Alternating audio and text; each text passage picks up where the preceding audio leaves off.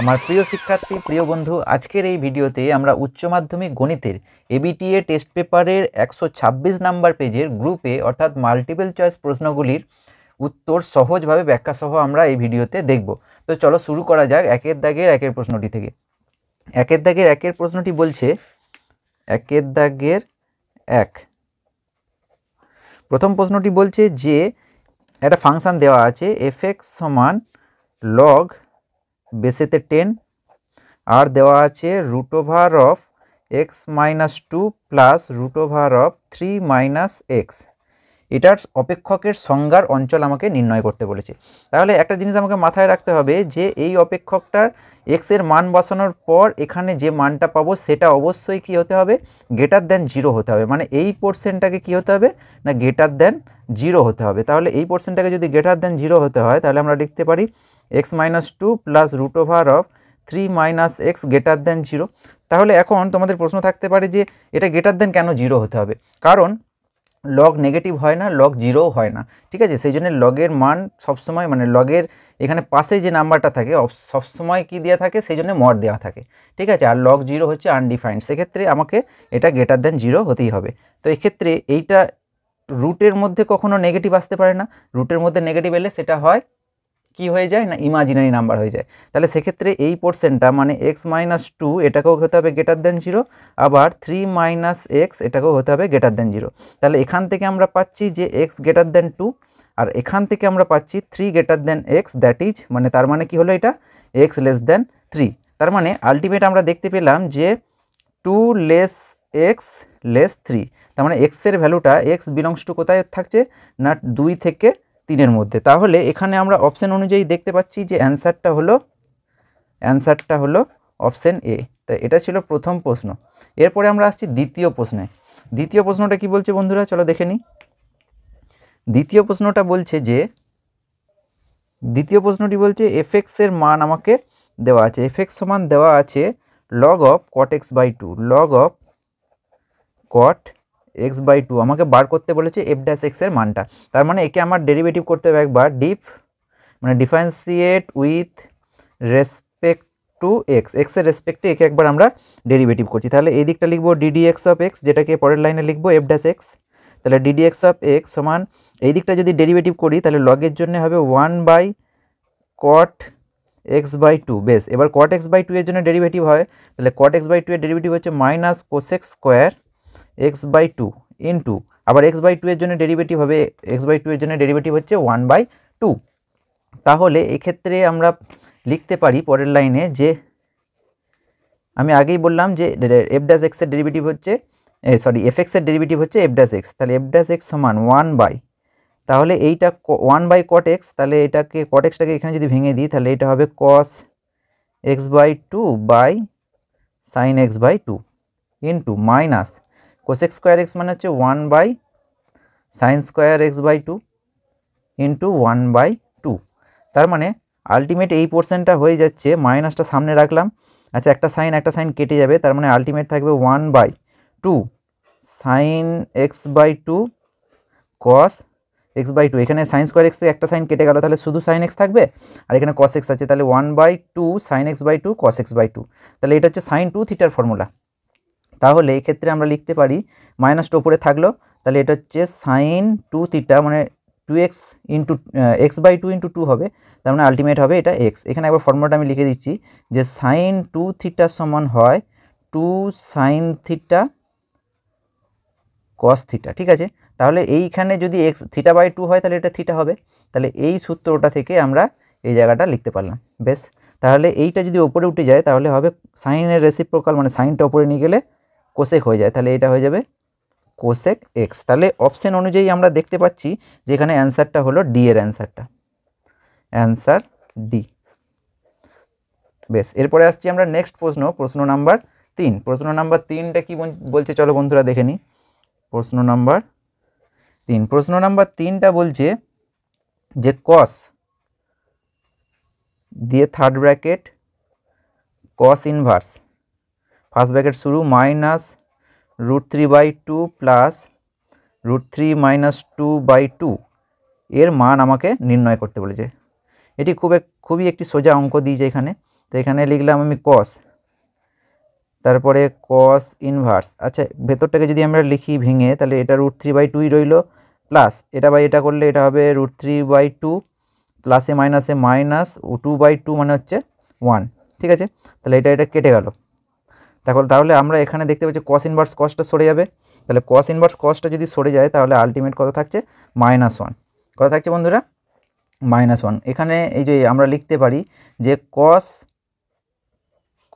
Inverse theta মানে সুদূর theta, আবার এটাও লিখতে পারি যে কস ইনভার্স কস থিটা, এটাও কি হয় থিটাই হয়। ঠিক আছে, তাহলে সেই অনুযায়ী এখানে কস ইনভার্স কসটা সরে গেল, তাহলে এই ভেতরে যে পোর্শনটা পড়ে আছে সেটা লিখে দিলাম। তাহলে এখানে আমরা দেখতে পাচ্ছি যে অপশন অনুযায়ী অ্যান্সারটা হলো A -1, তাহলে অ্যান্সার A -1। বেশ, এটা ছিল প্রশ্ন নাম্বার 3। এরপরে আমরা দেখব প্রশ্ন নাম্বার 4। প্রশ্ন নাম্বার 4টা কি বলছে চলো বন্ধুরা দেখে নিই। প্রশ্ন নাম্বার 4টা বলছে যে integration 1 to e log x by x dx এর মানটা নির্ণয় করতে হবে। ঠিক আছে, তো সেক্ষেত্রে আমাকে এটাকে পুট করতে হবে। কি পুট করব না, পুট করছি log x সমান z, পুট log x সমান হচ্ছে z, log x এর জায়গায় z পুট করলাম, তাহলে এই দিকটায় যদি ডেরিভেটিভ করি হয় 1/x dx সমান হবে dz। যেহেতু লিমিট আছে তাহলে আমাকে লিমিটটাও চেঞ্জ করতে হবে, তাহলে লিমিটটা চেঞ্জ করে নিচ্ছি, তাহলে ওপরে হবে x নিচে হবে z। ঠিক আছে বন্ধুরা, তাহলে ওপরে হবে দুটো মান আছে, x এর দুটো মানের জন্য z এর দুটো মান পাবো। তাহলে x এর মান যখন xটা বসাচ্ছি তাহলে log e হয় 1, তাহলে z এর মান হবে 1। আবার log 1 যখন বসাচ্ছি x এর মান, তাহলে log 1 এর ভ্যালু কত হয় 0। তার মানে আমরা পেলাম এখানে লিমিটটা কত হয়ে গেল, 1 এর জায়গায় হলো 0 আর এর জায়গায় হলো 1। এখন log x মানে হচ্ছে z, আর dx বাই x, এই যে dx বাই x এটা মানে হচ্ছে dz। তার মানে আলটিমেট পেলাম z এর ইন্টিগ্রেশন হয় z²/2, তাই এটা হচ্ছে নির্দিষ্ট সমকল, তাহলে কনস্ট্যান্ট হবে না, তাহলে এটা লিমিটটা হচ্ছে 0 to 1, মানে আগে উপরের লিমিটটা বসবে, তাহলে z এর জায়গায় 1 বসলে হবে 1/2 আর মাইনাস z এর জায়গায় 0 বসালে হবে 0। তার মানে আলটিমেট এখানে আমরা উত্তরটা পেলাম কত 1/2। তাহলে অপশন অনুযায়ী বন্ধুরা কোন অপশনটা এখানে কারেক্ট অপশন হলো না, অ্যান্সারটা হলো অ্যান্সার এ। ঠিক আছে, তাহলে 4-এর প্রশ্নটার উত্তর হলো অপশন এ। এরপরে যাওয়া যাক প্রশ্ন নাম্বার 5-এতে। 5-এর প্রশ্নটি বলছে যে p অফ a সমান দেওয়া আছে 1/2, বেশ p অফ b সমান দেওয়া আছে 2/3, আর দেওয়া আছে p of a intersection b, এটার মান দেওয়া আছে কত 1/6। আমাকে বার করতে বলেছে p of b by a, p of b by a, এটা হচ্ছে কন্ডিশনাল প্রবাবিলিটি, যেখানে এটা ঘটে গেছে, এখন b ঘটনাটা ঘটার সম্ভাবনা। যাই হোক, এগুলি আমার এখানে কোনোটাই কাজে লাগবে না যে এ ঘটে গেছে b ঘটার সম্ভাবনা, এই বিষয়গুলি এখানে না জানলেও চলবে। তো এখানে এটার সূত্র হচ্ছে p অফ a, মানে নিচের পোর্শনটা প্রথমে নিচে বসে যাবে, আর উপরে হবে যে দুটি দেওয়া আছে তার ইন্টারসেকশন, তাহলে হবে a intersection b। p of a intersection b আমরা জানি কত 1/6 দেওয়া আছে, p অফ a এর মান কত দেওয়া আছে 1/2, তাহলে এটা হলো 1/6 ইন্টু 1/2টা উপরে গেলে 2/1 হবে, তাহলে এখানে 2 3 দুগুণে 6, তার মানে অ্যান্সারটা কত এলো 1/3। তাহলে এখানে আমরা দেখতে পাচ্ছি অপশন অনুযায়ী কোন অপশনটা কারেক্ট অপশন হলো বন্ধুরা, অ্যান্সারটা হলো সি। ঠিক আছে, বেশ, এরপরে আমরা আসছি প্রশ্ন নাম্বার 6-এতে। প্রশ্ন নাম্বার 6টা কি বলছে চলো বন্ধুরা দেখে নিই। প্রশ্ন নাম্বার 6টা বলছে যে 1,2,3 বিন্দু থেকে x অক্ষের দূরত্ব। তাহলে তার জন্য আমি এখানে কি করছি না 3 ডাইমেনশনাল অনুযায়ী x অক্ষ y অক্ষ আর z অক্ষটা টেনে নিলাম আমি। ঠিক আছে, এটা হচ্ছে y অক্ষ, এটা হচ্ছে z অক্ষ এবং এটা হচ্ছে x অক্ষ, এটা হচ্ছে অরিজিন। বেশ, আমি যদি ভেবে নিই যে এটা 3 ডাইমেনশনাল, তো খাতার পাতায় যদিও দেখানো যাবে না, তাও একটু এখানে বোঝার চেষ্টা করো। এখানে যদি 1,2,3 পয়েন্টটা হয়, তাহলে প্রথমে আমাকে এই বরাবর 1 আসতে হবে, এটা এটা x অক্ষ বরাবর 1 এলাম, তারপরে y অক্ষ বরাবর 2 যাব, তারপরে ধরো এই অবধি 2 এলাম, তারপরে z অক্ষ বরাবর 3, তাহলে এইটা হচ্ছে 2, এই উচ্চতাটা হচ্ছে 3, আর এই দিকটা যেটা এসছি সেটা হচ্ছে 1। এখন আমাকে বলেছে যে যেহেতু পয়েন্টটা 3 ডাইমেনশনাল, মানে হচ্ছে কোনো একটা জায়গায় ভেসে আছে এই পয়েন্টটা, ঠিক আছে, তাহলে এক্স অক্ষ থেকে দূরত্ব নিতে হবে, তার মানে এরকম একটা পজিশানে আসবে। তাহলে এইটা দেখো একটা সমকোণী ত্রিভুজ হয়ে গেছে, যেখানে এইটা হচ্ছে 90 ডিগ্রি, ঠিক আছে।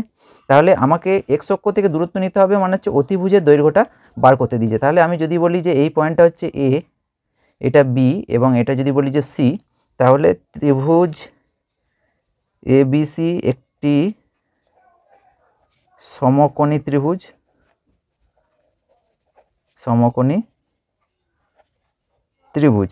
তাহলে সেখানে আমরা লিখতে পারি যে লম্ব স্কোয়ার, লম্ব মানে হচ্ছে এখানে হচ্ছে বিসি, তার মানে বিসি স্কোয়ার প্লাস ভূমি স্কোয়ার, ভূমি মানে হচ্ছে এবি, সমান হচ্ছে অতিভুজ স্কোয়ার, অতিভুজ মানে হচ্ছে এসি, এসি স্কোয়ার। তাহলে আমরা জানি যে লম্বটা হচ্ছে 3, তাহলে 3 স্কোয়ার মানে 9, ভূমিটা হচ্ছে 2, 2 স্কোয়ার মানে 4, সমান হচ্ছে এসি স্কোয়ার। তার মানে এখান থেকে এসি সমান কত পেলাম বন্ধুরা? √13। তাহলে এক্স অক্ষ থেকে দূরত্ব কত? 13 একক। তাহলে এখানে অপশন অনুযায়ী কোন অপশানটা হচ্ছে বন্ধুরা? অ্যান্সারটা হবে অপশান বি। অ্যান্সারটা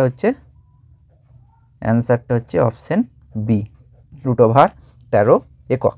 তো এটা ছিল প্রশ্ন নাম্বার 6। এরপরে আমরা আসছি প্রশ্ন নাম্বার 7-এ।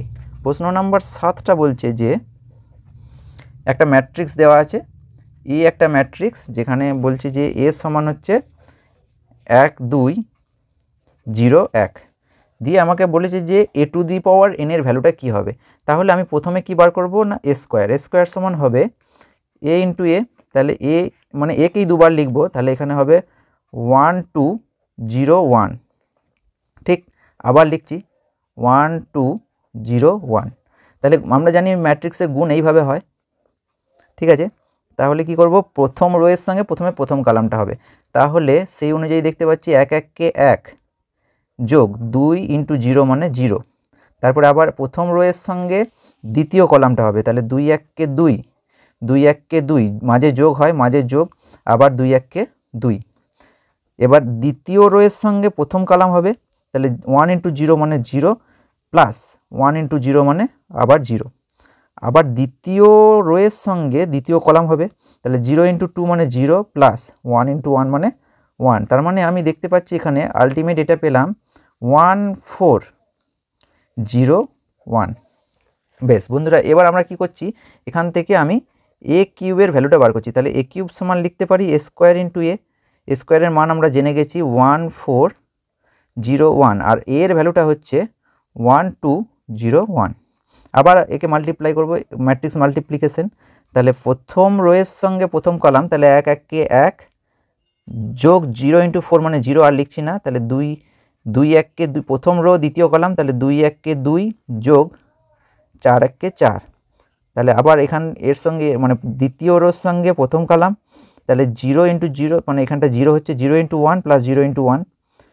আচ্ছা, দ্বিতীয় রো এর সঙ্গে দ্বিতীয় কলাম, তাহলে 0 × 2 মানে 0, প্লাস 1 × 1 মানে 1। তার মানে এটা দেখতে পাচ্ছি বন্ধুরা 1 0, এটা হলো 6 1। তার মানে কিউব যখন হচ্ছে তখন 6 হচ্ছে, স্কোয়ার যখন হচ্ছে তখন 4 হচ্ছে। এই জায়গাটা আমাকে খেয়াল করতে হবে, বাকি বাদ কিন্তু কোনো চেঞ্জ হয়নি। এখানে 1 0 1 1 0 1 1 0 1 সব জায়গাতেই আছে। তাহলে চেঞ্জ হচ্ছে কোথায়, এখানে 4 হলো, পরের লাইনে এখানে 6 হলো, প্রথমে ছিল 2। তার মানে এইখানটা দেখো যেটা 6 মানে এখানে লিখতে পারি আমি যে 2 × 3, 6টা 2 × 3, আর এখানে 4টা হলো 2 × 2। তাহলে প্রথমেরটা যদি আমি ধরে নিই ছিল 2 × 1, তাহলে a⁴1 এ 2 × 1, a⁴2 মানে স্কোয়ারে আমি পেলাম, স্কোয়ারে পেলাম 2 × 2, a³ আমি পেলাম, a³ পেলাম 2 × 3। তাহলে সেই অনুযায়ী সিমিলারলি আমি যদি a⁴n বার করি, পাবো এটা হচ্ছে 2n, 2 × n মানে 2n, এই জায়গাটা কত হয়ে যাবে 2n, তাহলে 1 2n 0 1। তাহলে অপশন অনুযায়ী এখানে আমরা দেখতে পাচ্ছি যে অ্যান্সারটা কোনটা হলো বন্ধুরা, ডি। অ্যান্সার হলো অপশন ডি এরটা, ঠিক আছে। বেশ, এটা ছিল প্রশ্ন নাম্বার 7। এরপরে আমরা আসছি প্রশ্ন নাম্বার 8-এতে। প্রশ্ন নাম্বার 8-এরটা বলছে, প্রশ্ন নাম্বার 8-এরটা কী বলছে বন্ধুরা, না বলছে যে x + y = 8, x + y সমান দেওয়া আছে 8, আর বলে দেওয়া আছে xy এর চরম মান কত হবে। তাহলে আমাকে বার করতে বলেছে xy এর চরম মান। আমি ধরে নিলাম যে ধরি z সমান হচ্ছে xy, তাহলে আমি এখান থেকে যদি আমি yটাকে ইন প্লেস অফ x এ রিপ্লেস করি, মানে y সমান হবে 8 - x এখান থেকে, তাহলে সেই মানটা আমি এখানে বসাচ্ছি। তাহলে এক্স ওয়াইয়ের জায়গায় বসালাম 8 মাইনাস এক্স, তাহলে সেই অনুযায়ী এখানটা হবে 8x minus x square Z সমান, তাহলে সেই অনুযায়ী আমি এখানে পেলাম ডিজেড বাই ডিএক্স সমান হচ্ছে 8 মাইনাস 2x, ডেরিভেটিভ 8x এর হচ্ছে 8 মাইনাস এক্স স্কোয়ারের হচ্ছে 2x। তাহলে এক্স জেডের চরম বা অবম মানের জন্য, জেড এর চরম বা অবম মানের জন্য কি হবে না ডিজেড বাই ডিএক্স এটা সমান হবে 0, তার মানে 8 মাইনাস 2x সমান হবে 0, তার মানে এখানে x সমান পেলাম 4। x এর ভ্যালুটা কত পেলাম বন্ধুরা 4, তাহলে x এর ভ্যালুটা 4 পেলাম। আবার একে যদি আরেকবার ডেরিভেটিভ করি মানে d2z বাই dx2 মানে ডবল ডেরিভেটিভ করলে এইটা কনস্ট্যান্ট টার্ম 0 হয়ে যাবে, তাহলে -2 পাবো। -2 মানে হচ্ছে লেস দ্যান 0, মানে চরম মান পাবো। কি মান পাবো? চরম মান পাবো। তাহলে x এর জায়গায় x = 4 যদি আমি এখানে বসাই, কোথায় বসাই 1 নম্বরে, তাহলে সেখানে আমি y সমানও পাবো কত 4, তাহলে x সমানও 4 পেলাম, y সমানও 4 পেলাম।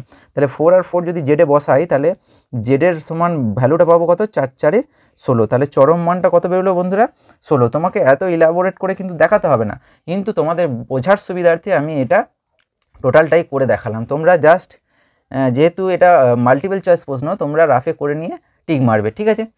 তো যাই হোক, এখানে আমরা চরম মানটা কত পেলাম তাহলে 16, তাহলে অপশান অনুযায়ী এখানে অ্যান্সারটা কত হলো বন্ধুরা? অ্যান্সারটা হচ্ছে অপশান বি 16, ঠিক আছে। তাহলে 8 প্রশ্নটা সঠিক উত্তর হলো বি। এরপর আসছি 9 প্রশ্নে। 9 প্রশ্নটা বলছে যে আর ভেক্টরের মড এটা দ্বারা কি সূচিত করে? সরলরেখা, অধিবৃত্ত, বৃত্ত না পরাবৃত্ত? তাহলে বন্ধুরা যদি আমরা ভেবে নিই যে 2 ডাইমেনশনালে আর ভেক্টরটা সমান হচ্ছে xi প্লাস yj, মানে xi cap plus yj cap, তাহলে এখান থেকে আমরা জানি যে মডুলাস অফ আর সমান হচ্ছে √x² প্লাস y², তার মানে এটা হচ্ছে অরিজিন থেকে কোনো একটা বিন্দুর দূরত্ব।